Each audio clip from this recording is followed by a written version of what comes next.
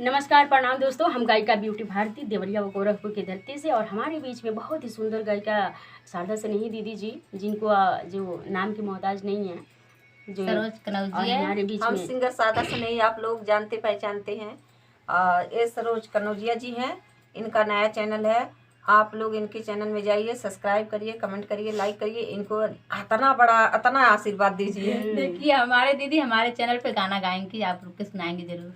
तो मैं इनका एक चैनल है, कृपया करके आप लोगों से रिक्वेस्ट है कि आप लोग इस चैनल को ज़्यादा से ज़्यादा प्यार दें, दुलार दें। मैं आप सभी के बीच में एक छोटा सा गीत गाऊंगी। भोजपुरी सॉन्ग है। हयागी जवानी के लहक गहिल बाटे, हमरो सामनवा बहक गहिल बाटे। आगी जवानी के लहक गहिल बाटे, हमरो सामनवा बहक गहिल बाटे। दूरा पानी काहे सोटी आई जोरी, बलमा कुछ जल्दी से करी। हल के बहिया में हमरा के प्यार करी हो, रुकी तनिको न खूब लगातार करी हो। ओठावा पे ओठ धरी छतिया से साटी, भीतर के चीज दूनो भइलू तपाती, भीतर के चीज दूनो भइलू तपाती। लहर उठताटे खूब सरहर, बलमा कुछ जल्दी से करी। तो आप सभी के बीच में ये गाना मेरा कैसा लगा आप लोग कमेंट में बताइएगा। तो आप दीदी एक छोटा सा 2 लाइन का गीत सुना दीजिए इनके चैनल पे, बस 2 लाइन का, एक अंतरा ही सुना दीजिए। चाहे हम एक चीज सुना रहे हैं। बहुत जीजा जीजा कही के बोलावतिया, जीजा जीजा कही के बोलावतिया, वाह, जियत मुआवतिया हो।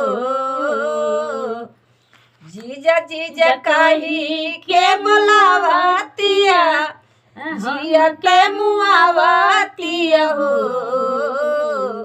हमरे भाऊजी के हो, हमरे भाऊजी के छोटा की बहिनिया त जिया लाल चावतिया हो।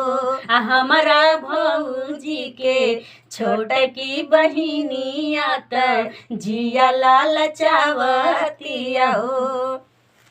जीजा जीजा कही के बोलावतिया, जिया लाल चावतिया हो। जीजा जीजा कही के बोलावतिया, जिया लावतिया हो।